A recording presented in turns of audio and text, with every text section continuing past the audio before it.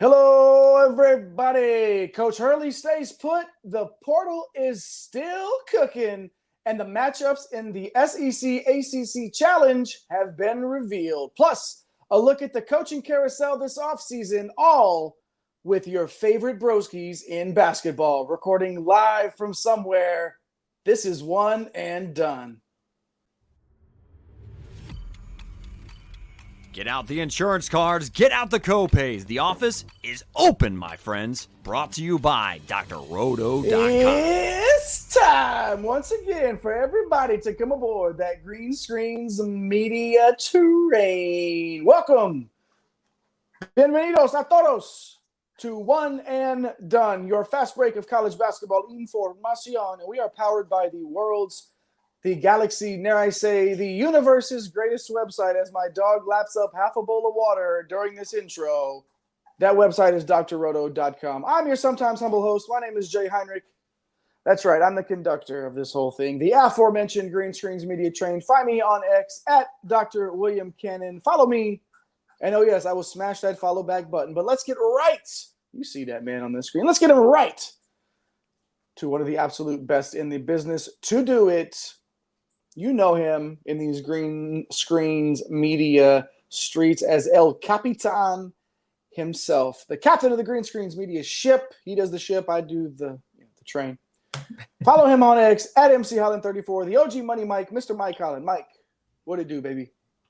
Man, it's mid-June, so just a few more months in the off season to go, but we're paddling through.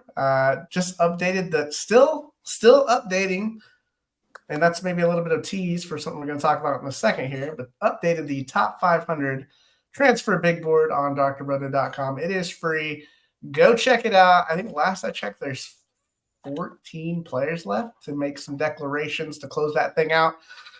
So we're still rocking and rolling with some transfers here. And then if you haven't checked it out, we've been on a little bit of a heater on this summer road trip. We have interviewed a bunch of coaches already. Got a bunch more to come on. Our most recent one was with Amir Abdul Rahim of South Florida.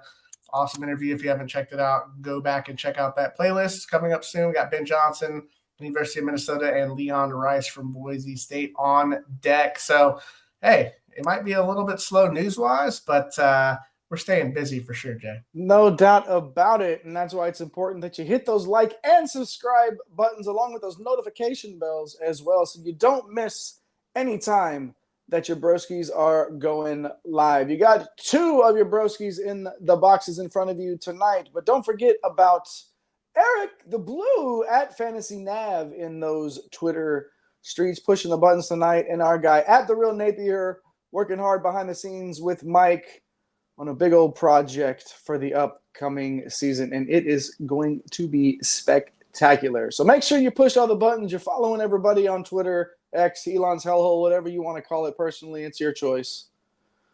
We're a show of the people. We will do as you wish. But make sure you're following everybody at One and Done CBB on Twitter is the show page, and on TikTok as well.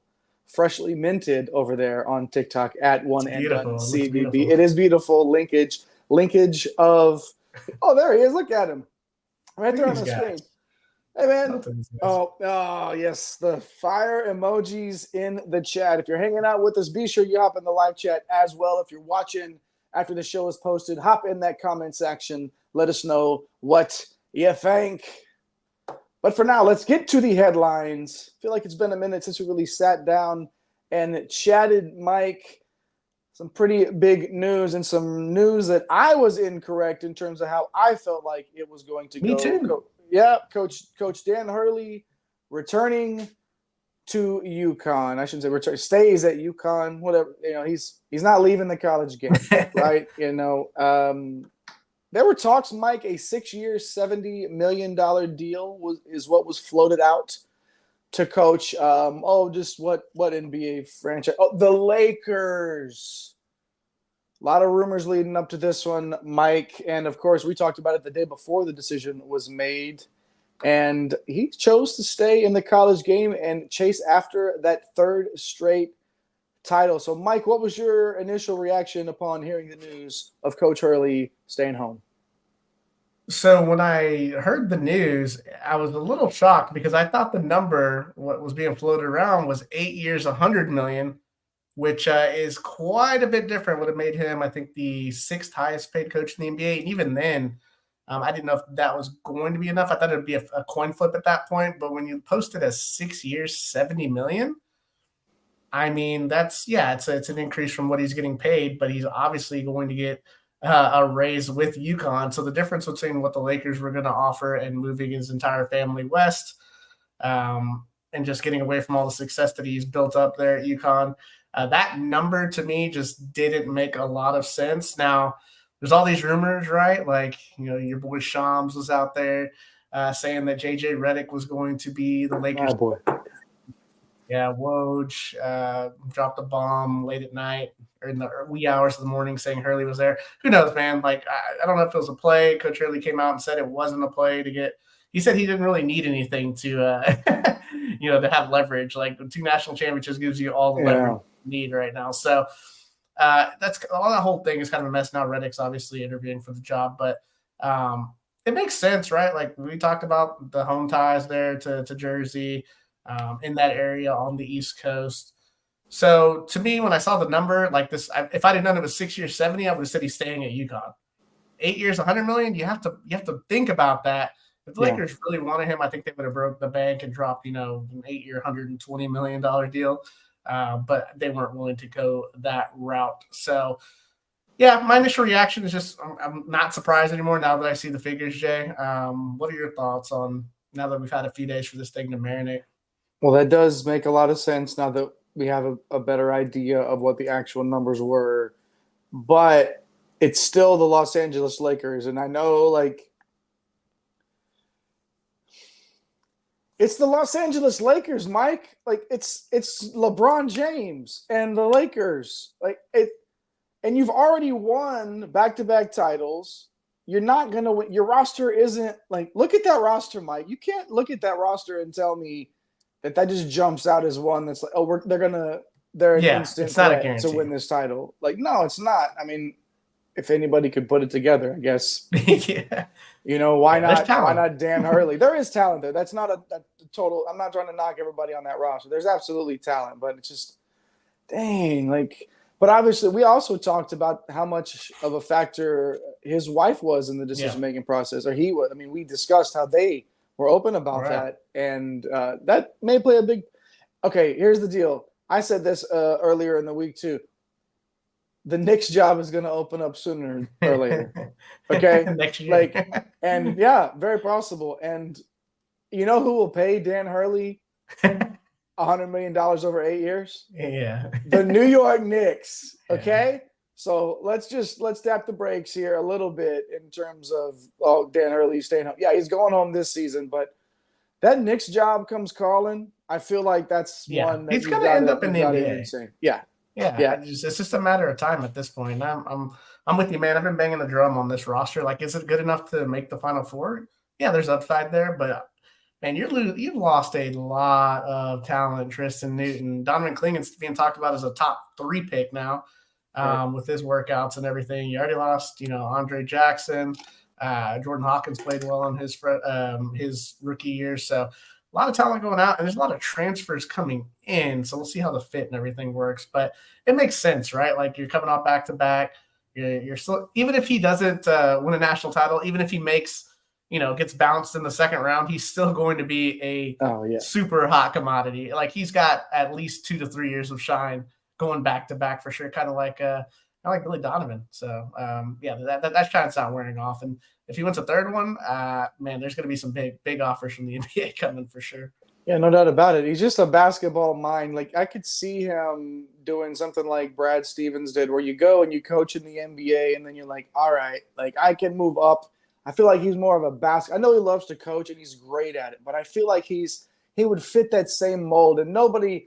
Brad Stevens is such a trailblazer in that regard, and going from where he was coaching to the Boston Celtics to the front office to about to win another ring, this is This is a big deal, and to make that comparison, I think in terms of a basketball mind, a sense for the game, a sense on how to deal with people, he will be a successful NBA coach because he knows how to handle like he's a perfectionist. He expects it and he gets it out of people. And I think that any team that ends up with him in the NBA will be, and I think it's going to be the Knicks if we're being quite honest. Like I think that's the destination. But we'll see. Good luck to Coach Hurley and UConn in their quest for a three-peat. It's going to be fun to see if they can do it. Thanks for hanging out with us. If you're watching live, make sure you hit those buttons if you already have not. Right there. Boop. Right there. Smash them. Like, subscribe, notification bells. Do your thing. Do your part in the Green Screens Media universe. Hop in that live chat. Let us know what you think about Coach Hurley returning to UConn, heading back to campus there instead of the West Coast. But for now, the next headline is UNLV forward Keylan Boone entering the portal. Yes, the transfer portal is closed, Jay. What do you mean? Okay. All right. Yeah. Now that recent NCAA ruling that was passed, providing an additional year to anyone deemed ineligible to compete in any portion of the season since the 2019 and 2020 academic year. Add another reason now for people to be able to enter this thing. Oh my God. Although we are seeing, and somewhat randomly I will add, we are seeing a lot of guys that are actually being rejected in their appeals for an additional year. But Keylan Boone, yeah, exactly. Keylan Boone, however, does not fit that bill. Mike, I guess, what are your thoughts first on Keylan Boone and then the rule in general, how this can affect what's already happening in the portal? Yeah, this thing is crazy. It's let's talk about Keylan Boone. Like, he's a good player. I mean, number 233 as he enters our transfer portal big board, 6'8", 200. We know him from our time, when he was with Oklahoma State for a little while. Transferred to Pacific, played well, and heads on over to UNLV. 13 points, 7 boards, a block a game, shooting 35%. I mean, he's played 134 games, 134 college basketball games. He's got inside-outside ability. His offensive rating over the last couple of years, it's cleared 110. So you like what he's done. Obviously, he's an older player, right? The game has really slowed down for him. He doesn't turn the ball over.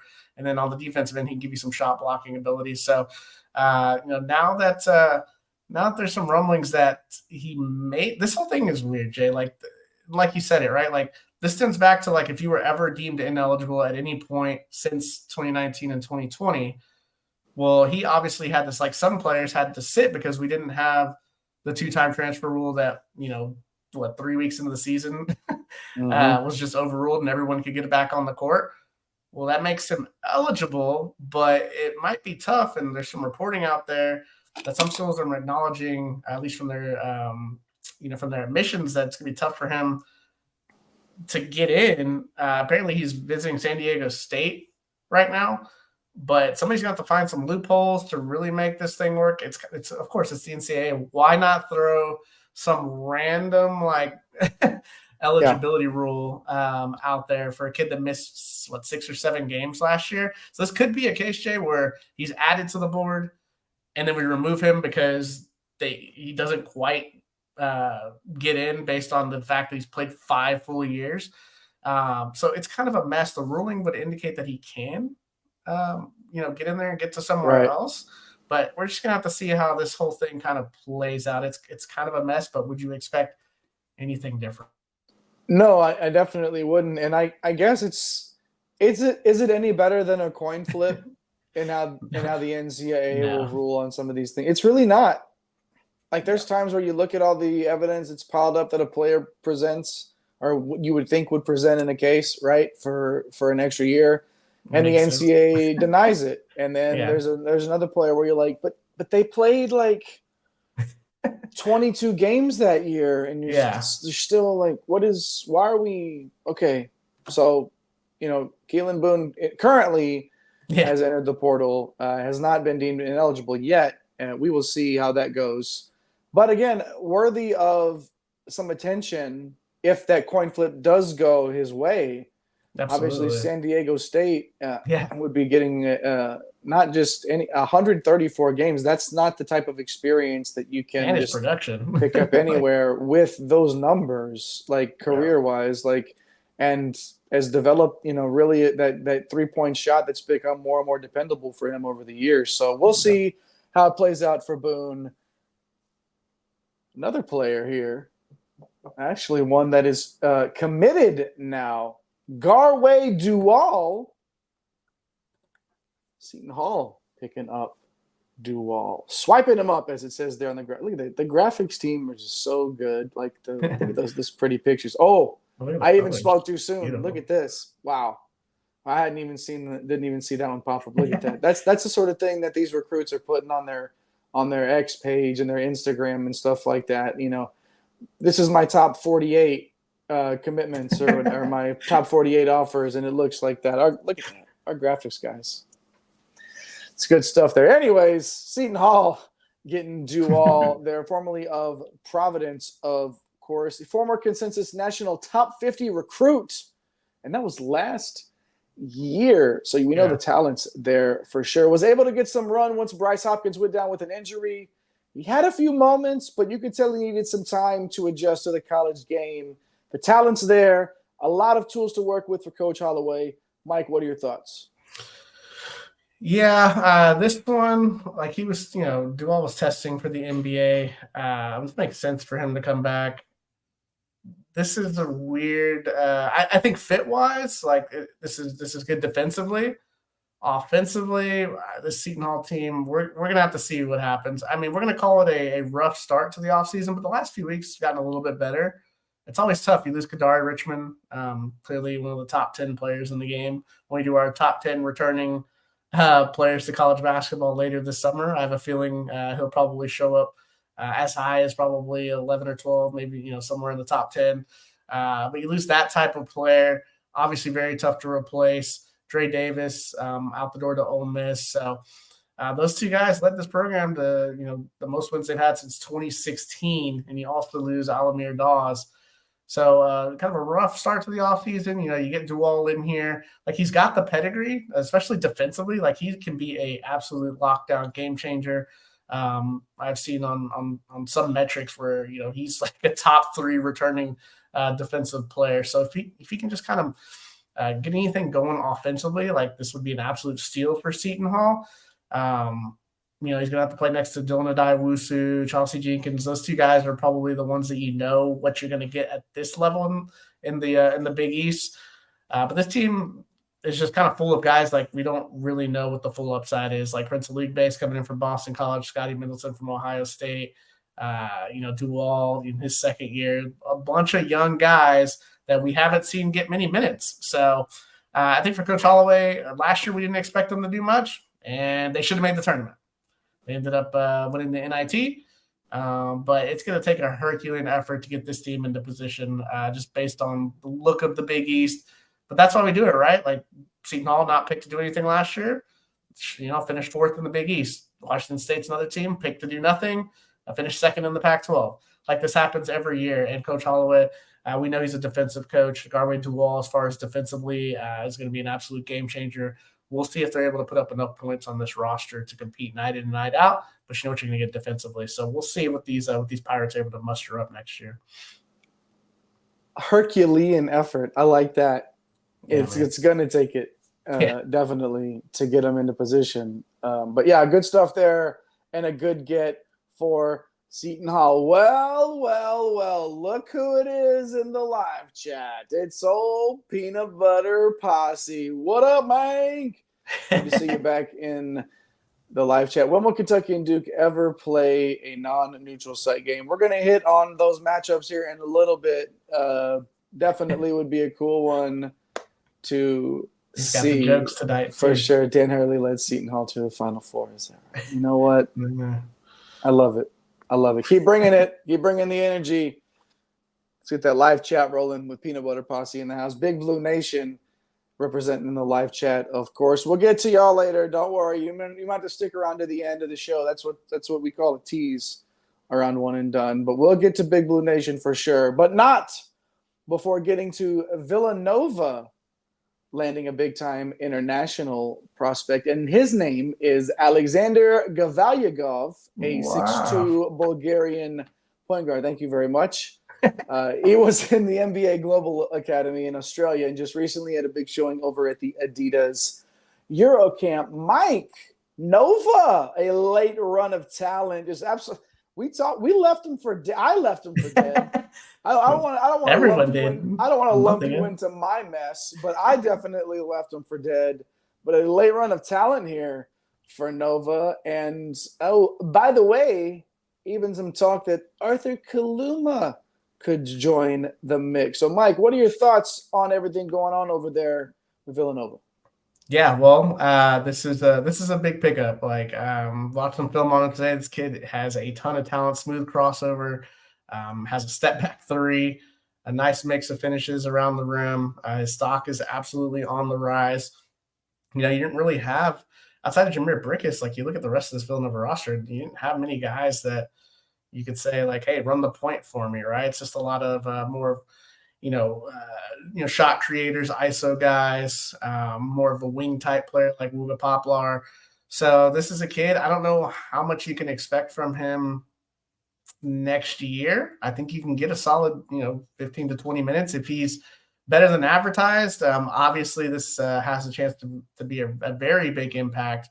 You should be able to battle Jameer Brickus there for some point guard minutes, but the key thing that we have to, and we saw this last year, especially with UCLA. UCLA tried to go this route, right? They brought in Adimara, Berke Buyuk-Tensel, and it just kind of fell flat on its face, right? And it usually takes, Azuolas Tubelis. Took him a couple of years, but then he became obviously one of the best players in college basketball. So one to watch if he's able to get it going early. This is a massive pickup for next year. But you're looking at development, year 2, year 3 for this kid. He has a chance to be he's got superstar type potential based on what I've seen from his film. So once he kind of hits that potential, like watch out. As far as the Arthur Kaluma rumors, we'll see. He's obviously talented. We have him inside of our top 100 of our transfer big board. You would rather have more talent than not have as much talent. So as far as his fit, there's some question marks there. We'll have to wait and see, but they're getting involved with some of these guys at the end and trying to make this thing competitive, where they were kind of left for dead, where they didn't have Poplar, they didn't have Dixon, they didn't have this kid. Kaluma wasn't on the radar. Yeah. And now all of a sudden Villanova, middle of the pack, right? In the Big East with an opportunity if Neptune can get it figured out to do some more damage. How many teams do you think the Big East gets in next year? Yeah, it's going to be wild. I think it's going to be so hard to project based on how big these conferences are now, right? Mm-hmm. Like, we got 18, like it's out of control. I think because they were slided, UConn did win the national championship again. They did perform well throughout the tournament. I would say they get 6 in, but it's tough because now you have this expanded SEC, you have an expanded Big 12, an expanded Big 10, like, it's going to be kind of tough, but I think they should get some respect, right? Get some respect on the Big East name for sure. Yeah, no doubt about it. I think they will too. I'm glad 3.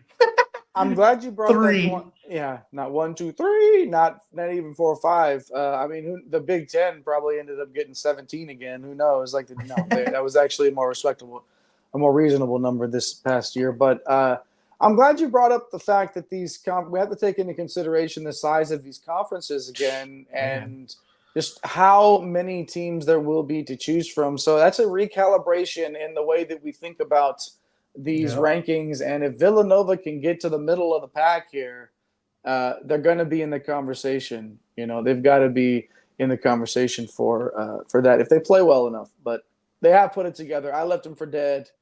They did the old Undertaker returning after being buried alive gimmick and showing back up again like a lightning bolt, like right there, coming back. Kane thought he buried him alive, and Undertaker comes back at WrestleMania and tombstones him, and it's over. So, anyways, that's Villanova is the Undertaker coming back at this point. So, Peanut Butter Posse, Jay, saying kind of with you, like with the Pac-12 gone, that should mean more bids for everyone else. But the thing is, it's like the Pac-12 basically dissolved into the ACC and the Big Ten. So Right. while there's more bids for everyone else, like that, just to me, it seems. I mean, the Big East and the ACC combined for 8 teams to get in last year, or 17, 8 teams to get in last year. I mean, the type of basketball that was played in both of those conferences and how they showed out in the tournament and have performed historically. We'll see if the Big 12 and the Big 10 maybe kind of stay at that same number while you see, maybe an uptick. Well, God, what really hurts though, Jay, is going to be maybe some Mountain West, That's AAC, the point. So we'll That's see. the Expansion's point, coming though eventually. Where's that line going to be, right? Like you could Yep. have these. There's going to be a lot of teams that used to be able to finish at the 500 mark in some of these conferences to get in. Nope. And now all of a sudden, that's not, with how this is going to work, it ain't going to happen. They won 12 games. We talked to Coach Capel. He won 12 games. There hasn't been a 12-game winner in the ACC. I don't think it's ever happened, actually. But insane, right? Right. Really, really nuts. And what's not so nuts is the fact that is Paul Bear, is Pitino in? Yes, that's correct. Peanut Butter Posse in this scenario.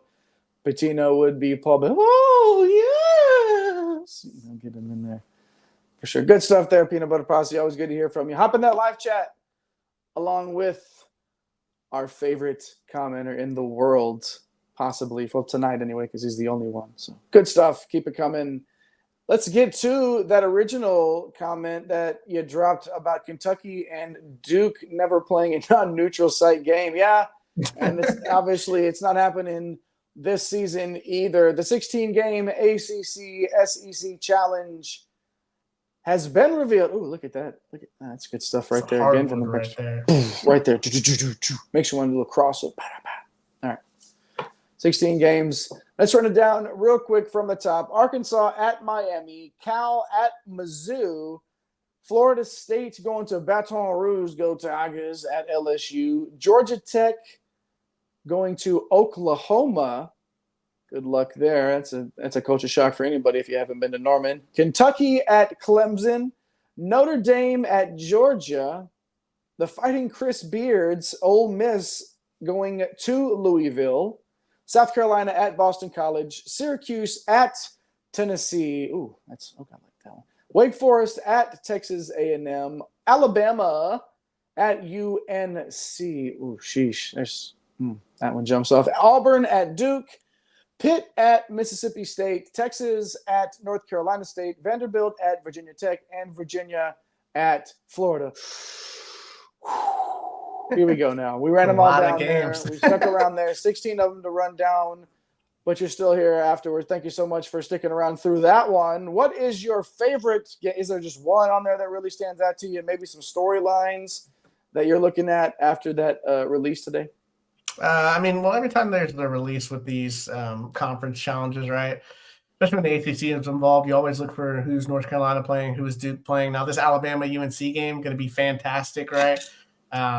Just the atmosphere is going to be insane. Mark Sears versus RJ Davis, let's get it going. And then, you look at Duke and Auburn, right? Both should be top 10, top 15 squads. It's not going to be at the Jungle. It's going to be at Cameron Indoor. So we'll see if Bruce Pearl can get a big win there. But that's going to be a fantastic heavyweight matchup. How do the young pups of Duke handle there's 10 seniors on this Tiger squad. So that'll be a storyline to look for. And I think that's where Duke, right, when you pick up guys like Mason Gillis, Sion James, Malik Brown, their veteran presence, really going to be able to shine there. And then the other game that kind of sticks out to me, just from a stylistic standpoint, Arkansas at Miami. I think it's going to be an absolute fun one. A ton of points should be scored.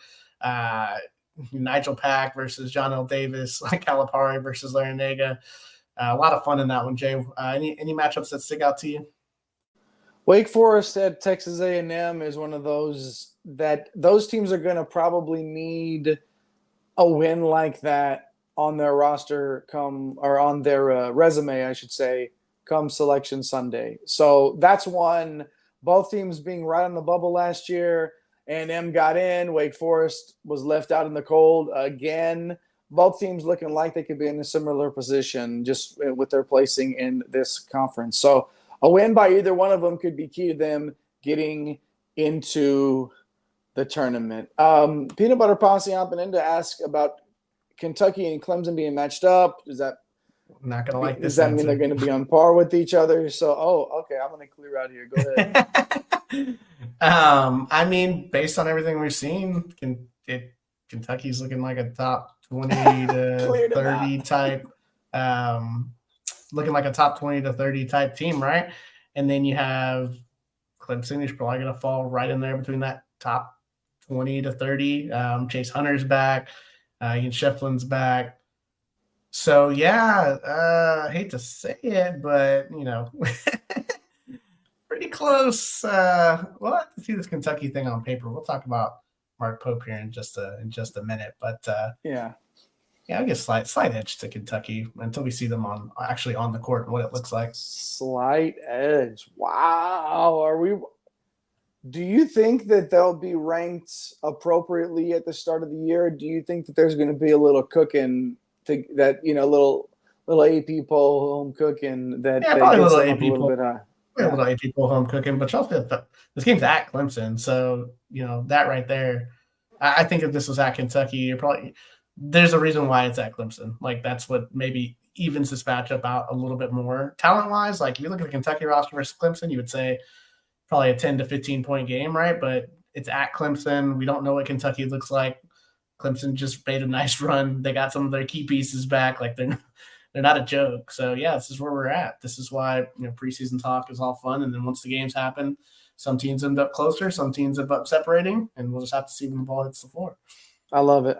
I'm very high on Kentucky going into this season. I totally understand a little bit of hesitancy to see how Mark Pope adjusts to this new look roster with his system. And it's going to be fun to watch, I think, no matter what. Like they're going to run people out of the gym some nights because these guys are also talented and a few of them can get hot at any given time. And then it's before you know it, there's 95 on the board. And I think that we'll see that plenty from this Kentucky team this season for sure. Coming in and saying anything is better, they're underrated. Yeah, there's something to be said for that. And honestly, that will benefit Pope, I think, as well, being able to coach from that perspective of, we're the underdog. You're Kentucky, but people are saying that you're not, you're only the 20th, or you're only the 25th ranked, or they think you're better than that. Like coaches tend to be able to coach better from an underdog role. There's only so many Joe Mazzulas out there, Like, jeez, yeah, what a guy. We're up 3-0, but we're that close to losing the series, so like it's going to be amazing. What a guy! Aren't we all the villain to someone? Like, isn't that something? He said something along those lines. I love that guy. Yeah. He's so good. But yeah, I think it's fair to talk about having that chip on your shoulder, being able to play with that underdog role, but you're still Kentucky, man. Like. It's Texas. I mean, this is what Texas is. You see Texas on the shirt, and you raise your game up. In basketball, when you see Kentucky on the shirt, you raise your game up, and you get everybody's best every single night. It is what it is. So you got to have that sort of talent, and Coach Pope does. The talent's there, man. Like I feel like, I think he's going to win immediately, and by win I mean like Elite Eight.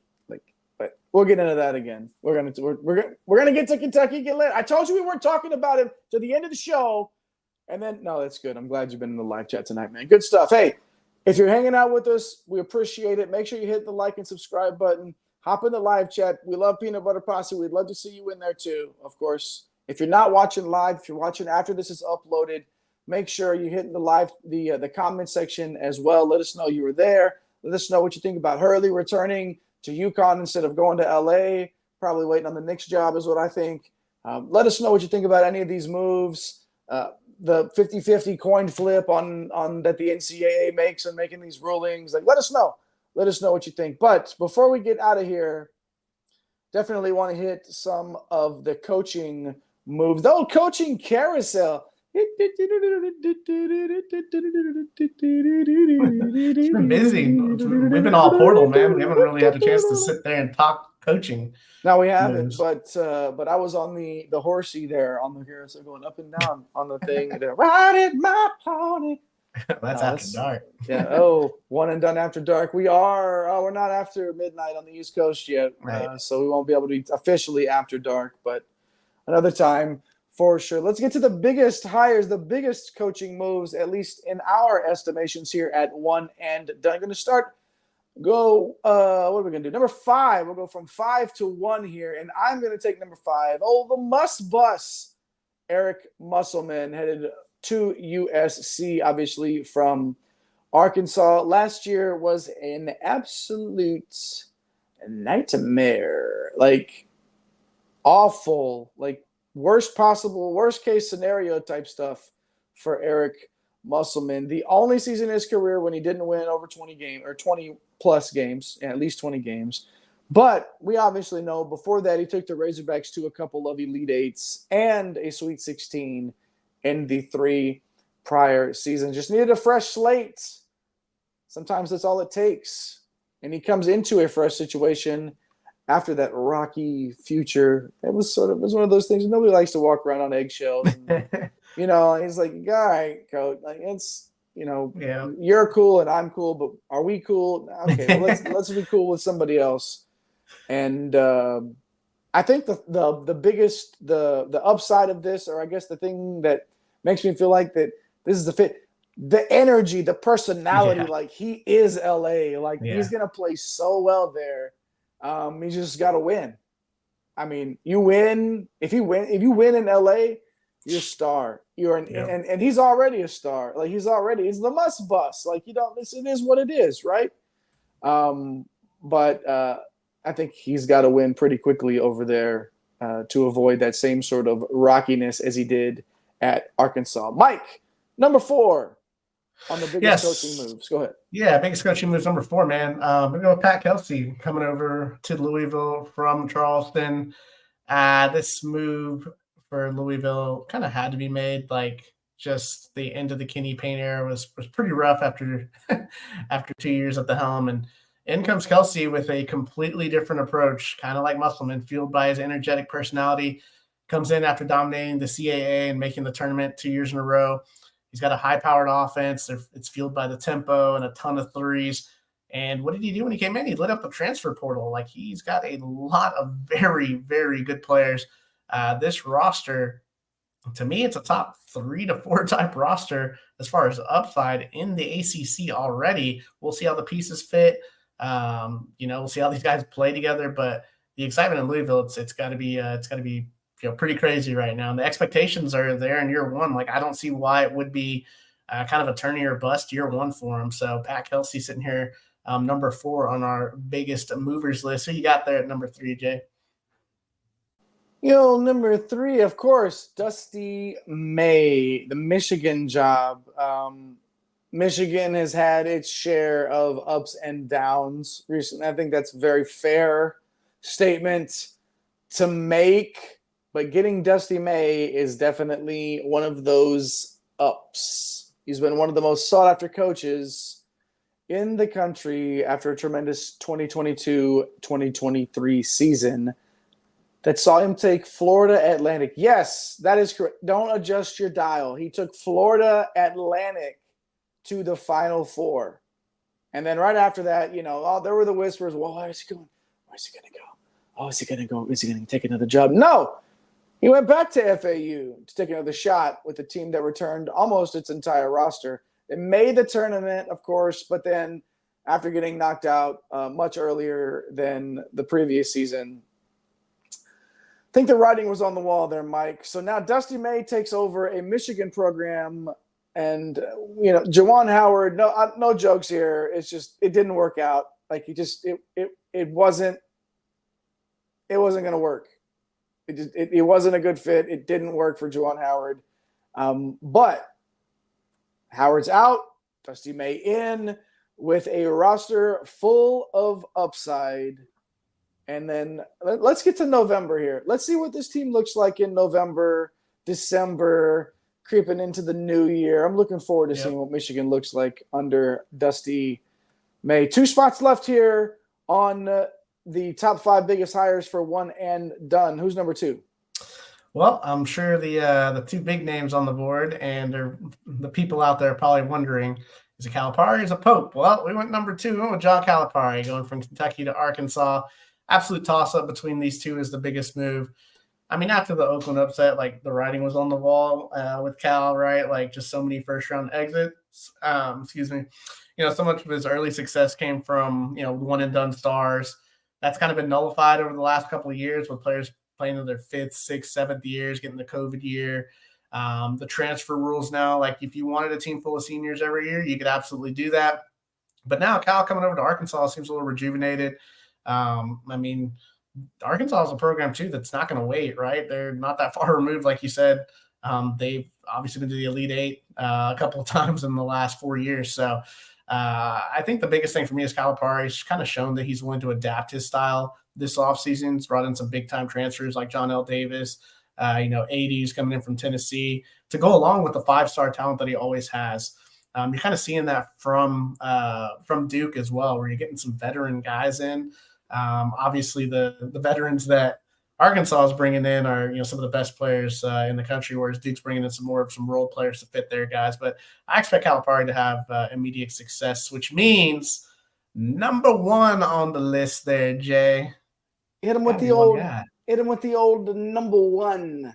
Of course, it's Mark Pope, friend of the show, Mark Pope. We interviewed him last season. And of course, the one and done rub. You hang out with us for a little bit. Oh, you get the Kentucky job. Congrats to Coach Pope. It's easy. And congrats to Big Blue Nation. This has to be the biggest coaching change of the offseason. All due respect to Coach Cal, even though Peanut Butter Posse might think otherwise. This has to be the biggest coaching move here for Mark. I mean, in terms of the whole off season. After missing, of course, they missed on Dan Hurley and Scott Drew, right? So, I mean, in that sense, it's almost like you ended up with a guy who, in the grand scheme, the Kentucky guy, it didn't work for Juwan Howard going home, right? Didn't work. But Mark Pope going home to Kentucky. He looked really good in the Big 12, Mike. Like, BYU looked good in a very, very tough conference. I think that's one of those things that not enough people are really talking about, just in terms of the job that he did in the Big 12 in the first season over there. A lot of up-tempo, Mike. Excuse me. I'm up-tempo now because that's how excited I am about Coach Pope being at Kentucky. But that offense is going to be up-tempo for sure. A couple of former conference defensive players of the year on the team as well. Again, who's the point guard?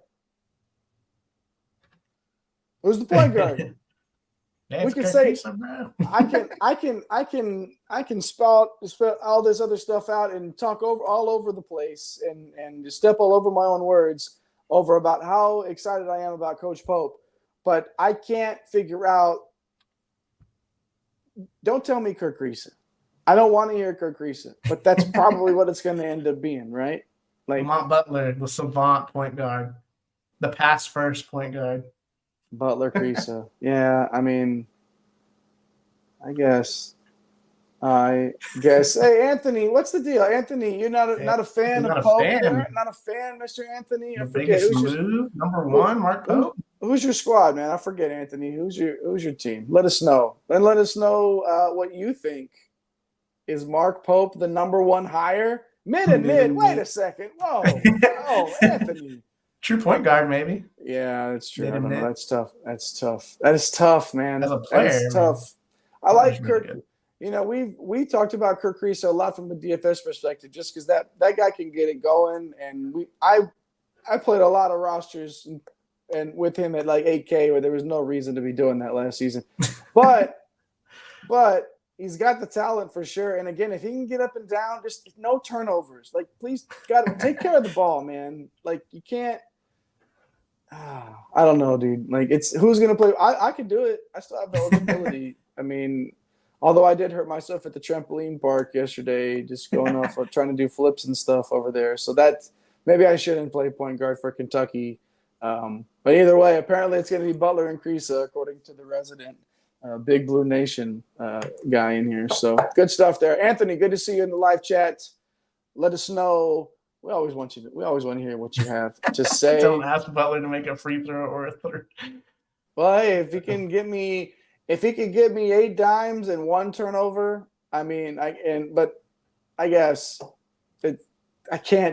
don't like it. Like, not in this. I just don't see it in this offense. Like, him being able to stick, just keep up and be effective of distributing the ball. Like, I don't know. He's not a primary facilitator, man. So we'll see, because a lot of that offense too is going to go through the big man too. So Mari Williams and some of those guys are going to Carr facilitate a little bit from the elbow.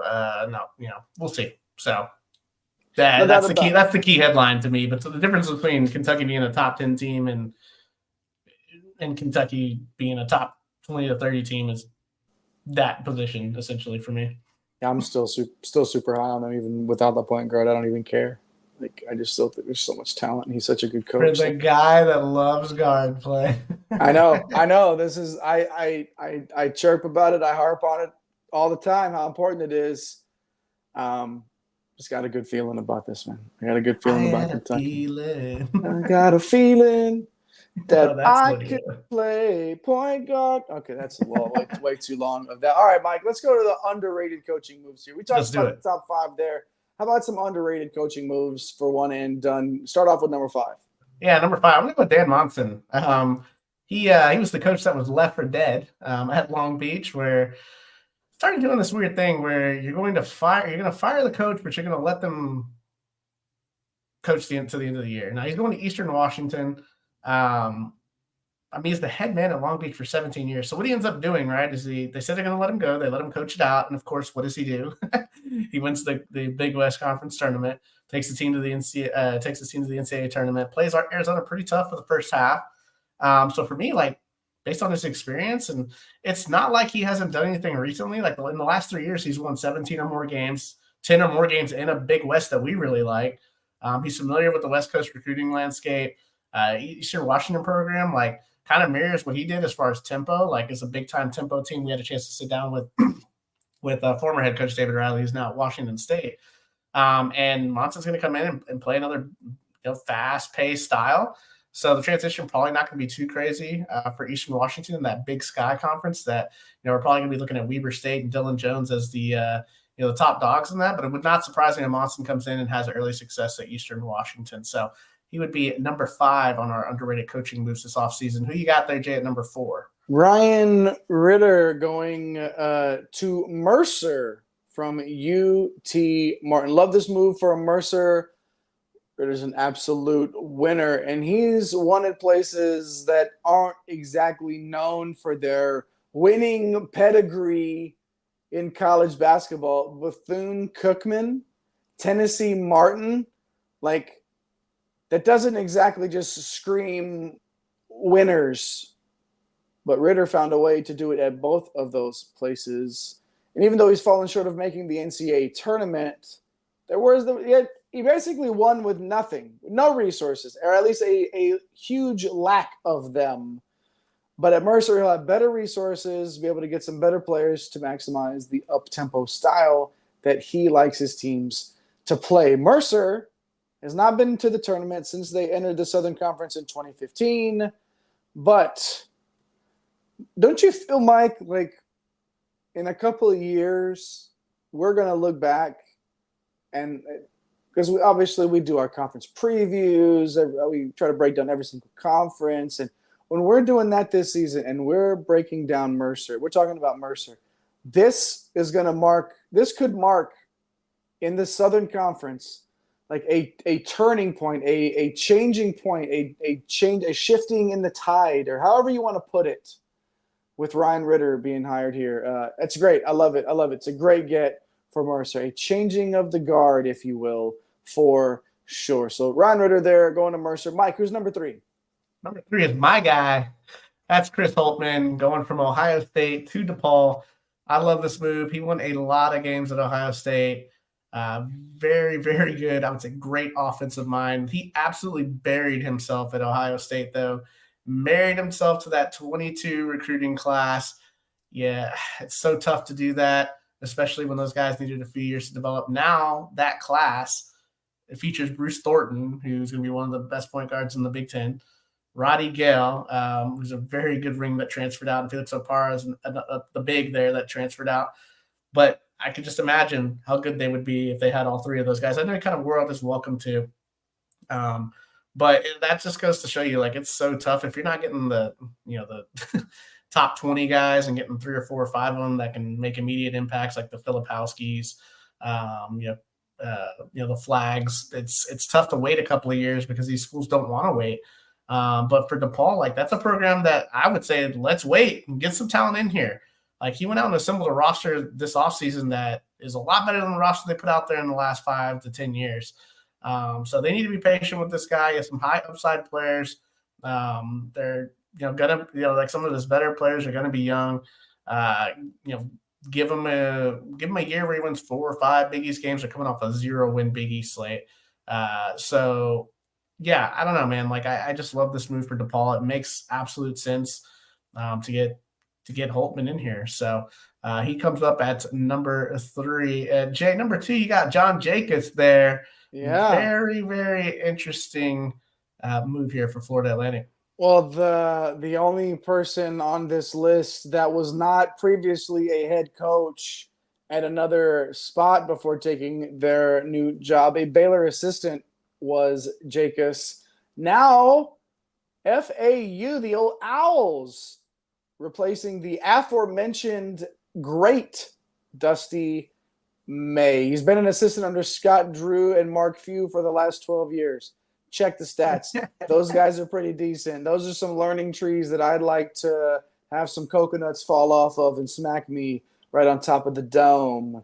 Not too bad there for Jacobs. And I think he'll deliver for FAU. He's already landed some big-time transfers, mostly in the backcourt. Now I get to talk about the backcourt and how important it is. Okay, Kiki Tandy and Ken Evans going to be big-time players in the AAC. And it wouldn't surprise me to see FAU back near the top of that conference by the time we flip the calendar to March. So John Jacobs getting a look as the head man of FAU. Good stuff there. But one more left on the list here, Mike, in terms of underrated hires. Who's number 1? So number 1, and maybe not underrated. I would say underrated because of the national scene, right? Like, we talked about the big movers. We talked about Pope, Calipari, May, Kelsey, right? Like Musselman. Those guys dominated the headlines. The guy that didn't dominate the headlines but was a very good coach is Andy Enfield. And he's going from USC to SMU. And so, stop if you heard this before, but another coach that kind of wore out his welcome. I mean, USC pretty much ready to move on, and I'm sure he was ready to move on. Just a weird situation last year with all the injuries. We thought they were going to be a top 2 team in the Pac-12. The Bronny situation in the offseason, Boogie Ellis wasn't right all year. So, man, you look at it, like 11 years, 5 tourney appearances, and Elite 8. Like, don't tell me you can't coach. So this is a great move for SMU. There's a ton of talent in that DFW area. In 11 years, 7 times he finished in the top 100 in the same season in both offensive and defensive efficiency. So you have to remember, SMU's making the jump to the ACC, and this is the type of coach that we talk about how strong the top of. I mean, really, now you got all these teams in the ACC now that come up, and that conference has been, kind of slided with their bids, but that's a 6, 7, 8 bid league. And you need a coach like Enfield to come in if you want to be remotely competitive and to have an opportunity to make some noise. Yeah, shout out to the SMU administration for making this happen. Making a jump to the ACC is not something that you want to do with just, this is a great move for them. Like, this could not have come at a better time. A great shout out to the administration over there at SMU. Andy Enfield is a great coach and will do great stuff there for the old Pony Express, as they say. Good stuff there with the coaching carousel and great times in the live chat. Make sure you go back and read those glorious things happening in there right now with our guys Peanut Butter Posse and Anthony. Always good to see them in the live chat. Oh, and of course, our guys Nape C. Hustle dropping the fire flame, the fire emojis in the live chat earlier at the Real Napier on X. And then our guy Eric the Blue pushing buttons tonight and in those Twitter streets at Fantasy Nav. Good stuff for everybody all around. Of course, some coaching interviews coming up. Mike hit on the upcoming coaching interviews in the intro.